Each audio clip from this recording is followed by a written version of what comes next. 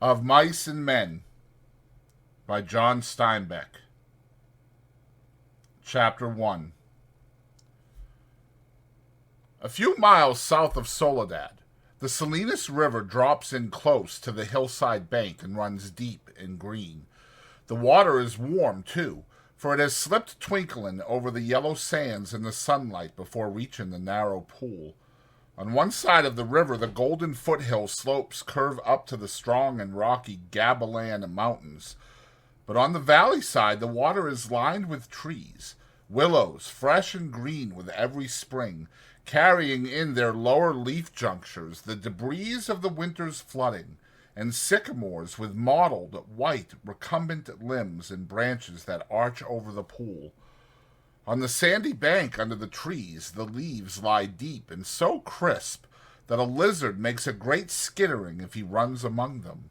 Rabbits come out of the brush to sit on the sand in the evening, and the damp flats are covered with the night tracks of coons, and with the spread pads of dogs from the ranches, and with the split-wedge tracks of deer that come to drink in the dark.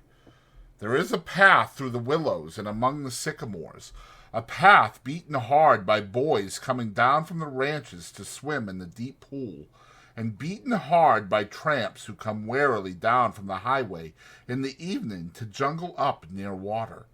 In front of the low horizontal limb of a giant sycamore, there is an ash pile made by many fires. The limb is worn smooth by men who have sat on it. Evening of a hot day started the little wind to moving among the leaves. The shade climbed up the hills toward the top. On the sandbanks the rabbits sat as quietly as little gray sculptured stones. And then, from the direction of the state highway came the sound of footsteps on crisp sycamore leaves. The rabbits hurried noiselessly for cover. A stilted heron labored up into the air and pounded downriver.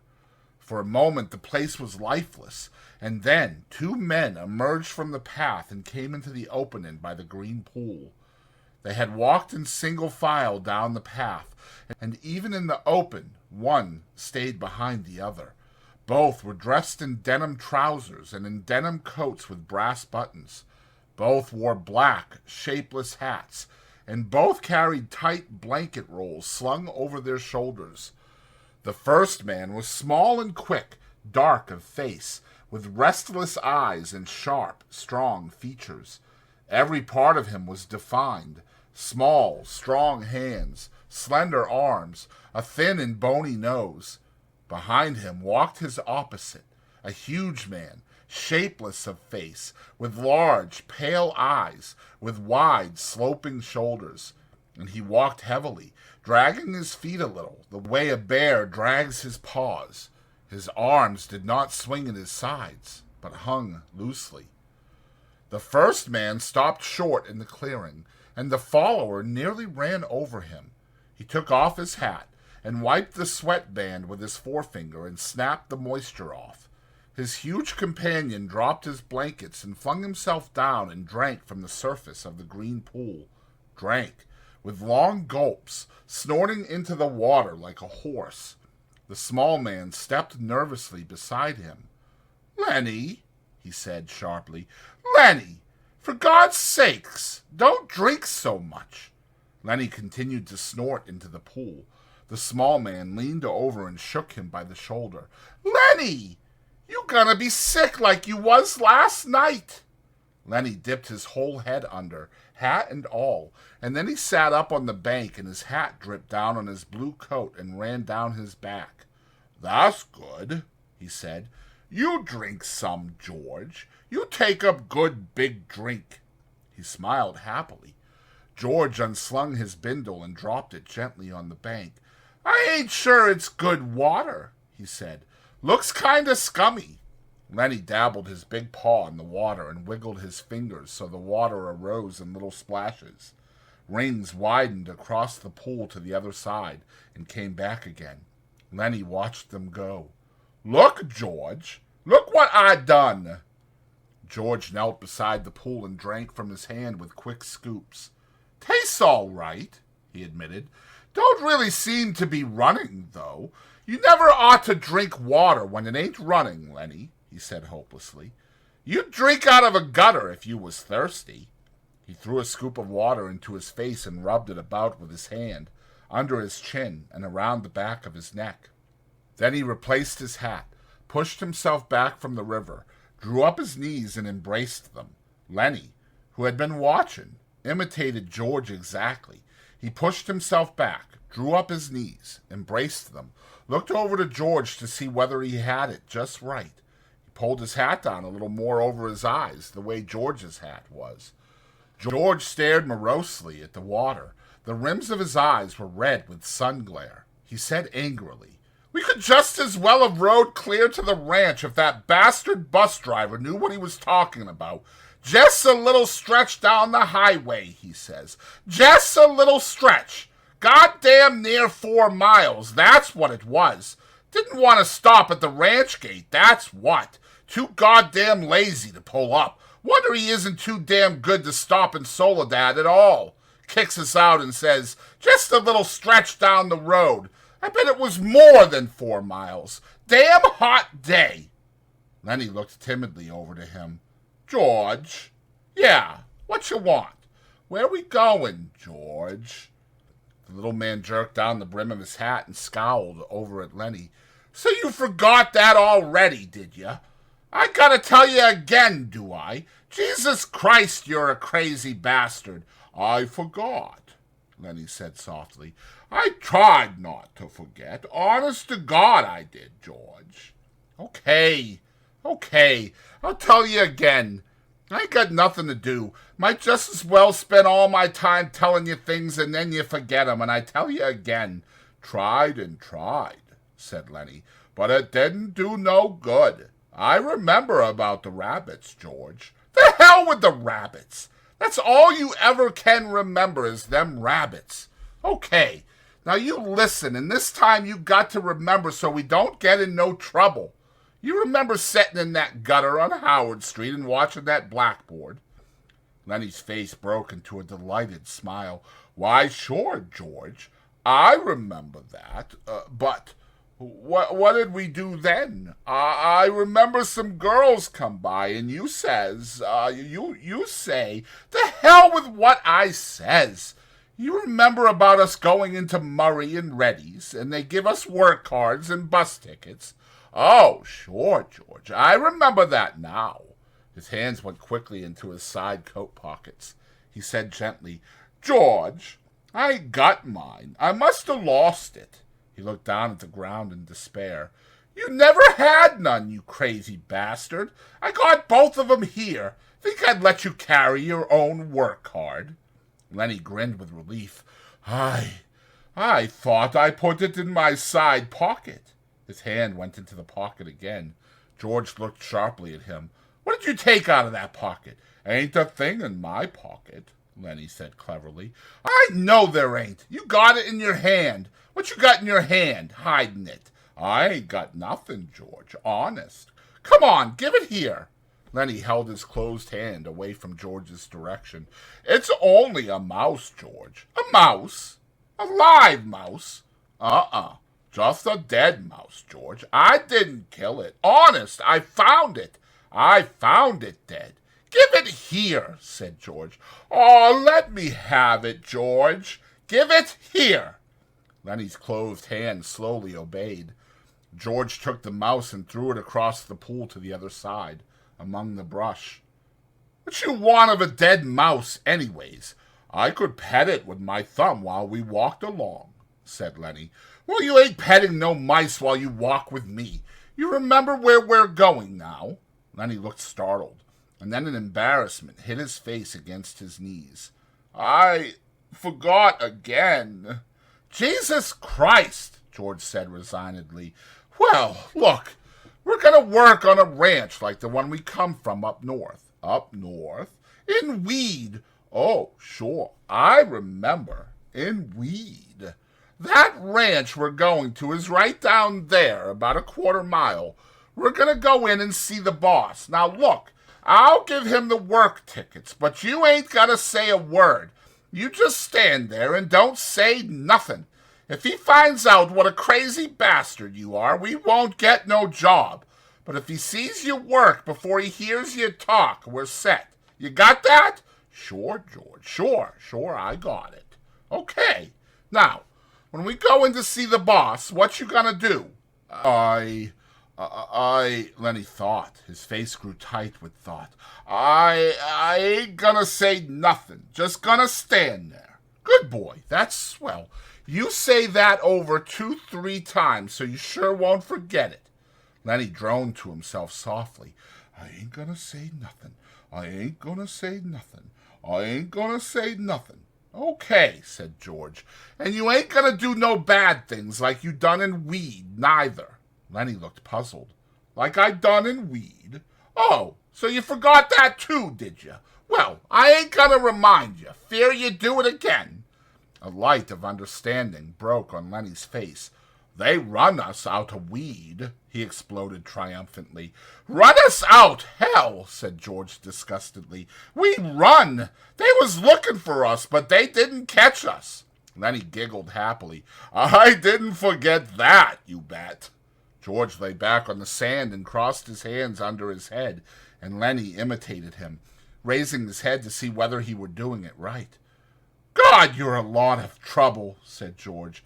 I could get along so easily and so nice if I didn't have you on my tail. I could live so easy and maybe have a girl. For a moment, Lennie lay quiet, and then he said hopefully, We gonna work on a ranch, George. All right, you got that, but we're gonna sleep here because I got a reason. The day was going fast now. Only the tops of the Gabaland Mountains flamed with the light of the sun that hid gone from the valley. Water Snake slipped along on the pool, its head held up like a little periscope. The reeds jerked slightly in the current. Far off toward the highway, a man shouted something, and another man shouted back. The sycamore limbs rustled under a little wind that died immediately. George, why aren't we going on to the ranch and get some supper? They got supper at the ranch. George rolled on his side. No reason at all for you. I like it here. Tomorrow we're going to go to work. I seen thrashing machines on the way down. That means we'll be bucking grain bags, busting a gut. Tonight I'm going to lay right here and look up. I like it. Lennie got up on his knees and looked down at George. Ain't we going to have no supper? Sure we are.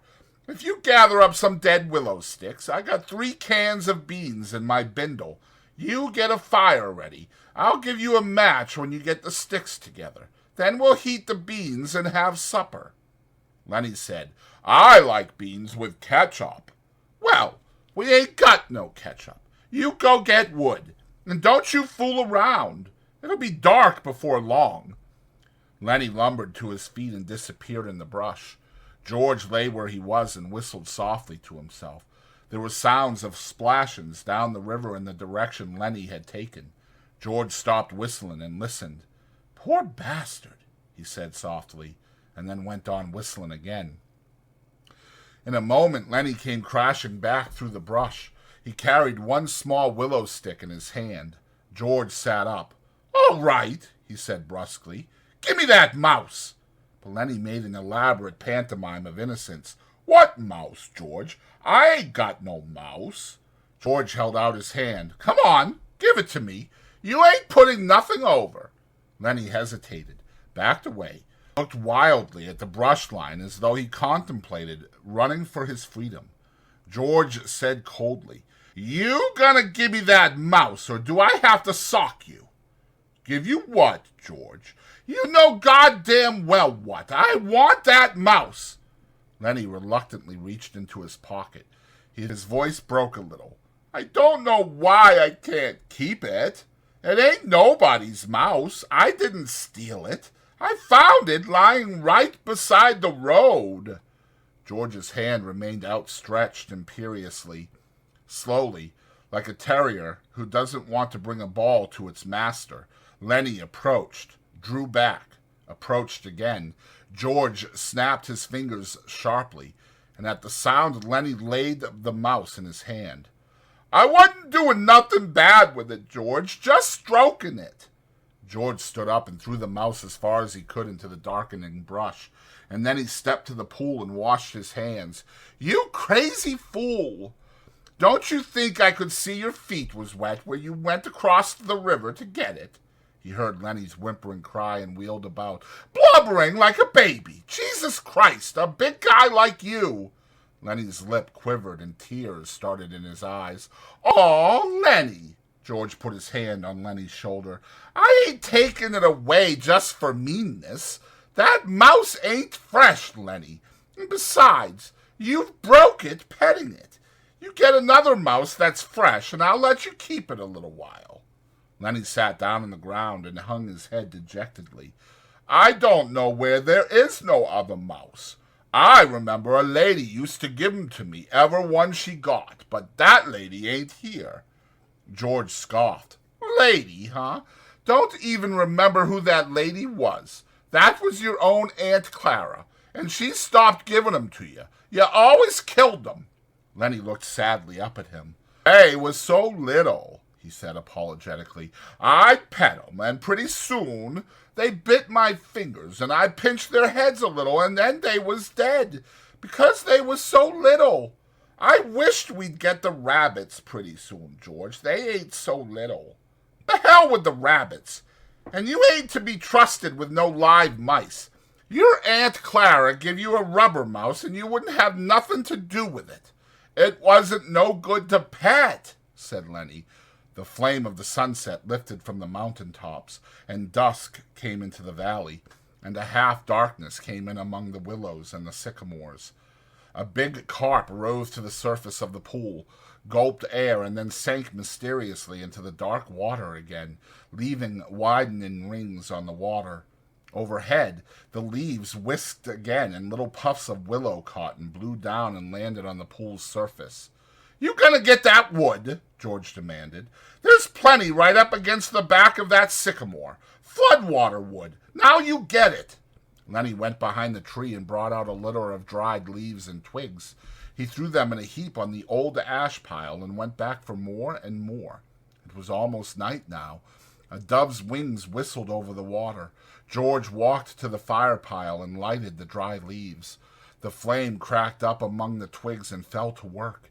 George undid his bindle and brought out 3 cans of beans. He stood them about the fire, close in against the blaze, but not quite touching the flame. "There's enough beans for 4 men, George said. Lennie watched him from over the fire. He said patiently, "I like 'em with ketchup." "Well, we ain't got any," George exploded. "Whatever we ain't got, that's what you want. God Almighty, if I was alone, I could live so easy. I could go get a job and work and no trouble. No mess all, and when the end of the month come, I could take my $50 and go into town and get whatever I want. Why, I could stay in a cat house night. I could eat any place I want, hotel or in a place, and order any damn thing I could think of. And I could do all that every damn month. Get a gallon of whiskey or sit in a pool room and play cards or shoot pool." Lennie knelt and looked over the fire at the angry George, and Lennie's face was drawn with terror. "And what I got?" George went on furiously. "I got you. You can't keep a job, and you lose me every job I get. Just keep shoving all over the country all the time. And that ain't the worst. You get in trouble. You do bad things, and I got 'em get you out." His voice rose nearly to a shout. "You crazy son of a bitch! You keep me in hot water all the time." He took on the elaborate manner of little girls when they are mimicking one another. "Just wanted to feel that girl's dress. Just wanted to pet it like it was a mouse." "Well, how the hell did she know you just wanted to feel her dress? She jerks back and you hold on like it was a mouse. She yells and we got to hide in an irrigation ditch all day with guys looking for us. And we got to sneak out in the dark and get out of the country. All the time, something like that. All the time. I wished I could put you in a cage with about 1,000,000 mice and let you have fun." His anger left him suddenly. He looked across the fire at Lennie's anguished face, and then he looked ashamedly at the flames. It was quite dark now, but the fire lighted the trunks of the trees and the curving branches overhead. Lennie crawled slowly and cautiously around the fire until he was close to George. He sat back on his heels. George turned the bean can so that another side faced the fire. He pretended to be unaware of Lennie so close beside him. "George," very softly. No answer. "George, what do you want?" "I was only fooling, George. I don't want no ketchup. I wouldn't eat no ketchup if it was right here beside me. If it was here, you could have some, but I wouldn't eat none, George. I'd leave it all for you. You could cover your beans with it, and I wouldn't touch none of it." George still stared morosely at the fire. "When I think of the swell time I could have without you, I go nuts. I never get no peace." Lennie still knelt. He looked off into the darkness across the river. "George, you want I should go away and leave you alone? Where the hell could you go?" "Well, I could. I could go off in the hills there, someplace I'd find a cave." "Yeah? How'd you eat? You ain't got sense enough to find nothing to eat." "I'd find things, George. I don't need no nice food with ketchup. I'd lay out in the sun and nobody'd hurt me. And if I found a mouse, I could keep it. Nobody'd take it away from me." George looked quickly and searchingly at him. "I've been mean, ain't I? If you don't want me, I can go off in the hills and find a cave. I can go away any time." No, look, I was just fooling, Lennie, 'cause I want you to stay with me. Trouble with mice is you always kill 'em." He paused. "Tell you what I'll do, Lennie. First chance I get, I'll give you a pup. Maybe you wouldn't kill it. That'd be better than mice, and you could pet it harder." Lennie avoided the bait. He had sensed his advantage. "If you don't want me, you only just got to say so, and I'll go off in those hills right there, right up in those hills, and live by myself, and I won't get no mice stole from me." George said, "I want you to stay with me, Lennie. Jesus Christ, somebody'd shoot you for a coyote if you was by yourself. No, you stay with me. Your Aunt Clara wouldn't like you running off by yourself, even if she is dead." Lennie spoke craftily. "Tell me, like you done before." "Tell you what?" "About the rabbits." George snapped. "You ain't gonna put nothing over on me." Lennie pleads. "Come on, George. Tell me. Please, George. Like you done before. You get a kick out of that, don't you?" "All right. I'll tell you. And then we'll eat our supper." George's voice became deeper. He repeated his words rhythmically as though he had said them many times before.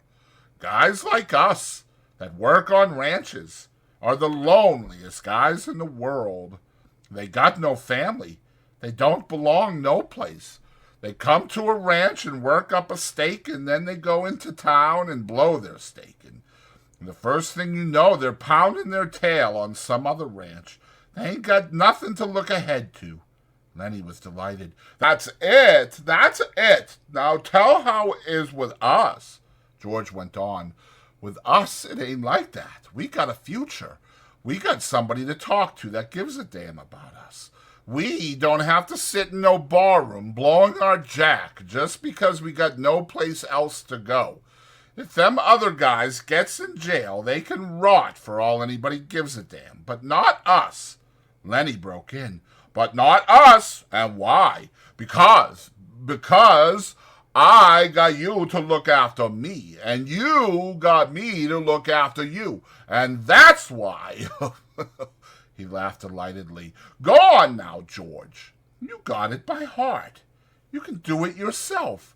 "No, you. I forgot some of the things. Tell about how it's gonna be." "Okay.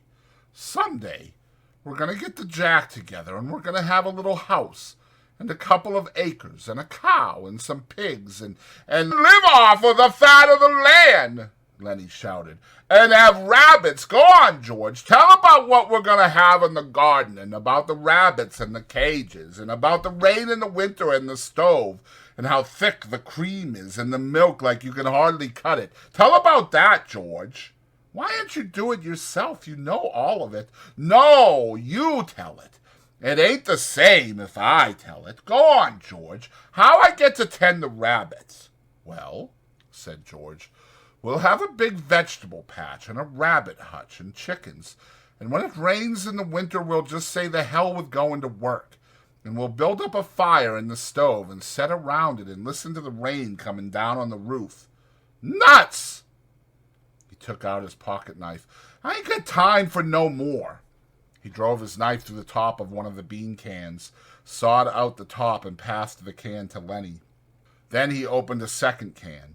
From his side pocket he brought out 2 spoons and passed one of them to Lennie. They sat by the fire and filled their mouths with beans and chewed mightily. A few beans slipped out of the side of Lennie's mouth. George gestured with his spoon. What you gonna say tomorrow when the boss asks you questions? Lennie stopped chewing and swallowed. His face was concentrated. I ain't gonna say a word. Good boy, that's fine, Lennie. Maybe you're getting better. When we get the couple of acres, I can let you tend the rabbits all right. Especially if you remember as good as that. Lennie choked with pride. I can remember, he said. George motioned with his spoon again. Look, Lennie, I want you to look around here. You can remember this place, can't you? The ranch is about a 1/4 mile up that way. Just follow the river. Sure, said Lennie. I can remember this. Didn't I remember about not gonna say a word? Course you did. Well, look, Lennie, if you just happen to get in trouble like you always done before, I want you to come right here and hide in the brush. Hide in the brush, said Lennie slowly. Hide in the brush till I come for you. Can you remember that? Sure I can, George. Hide in the brush till you come. But you ain't gonna get in no trouble, because if you do, I won't let you tend the rabbits. He threw his empty bean can off into the brush. I won't get in no trouble, George. I ain't gonna say a word. Okay, bring your bindle over here by the fire.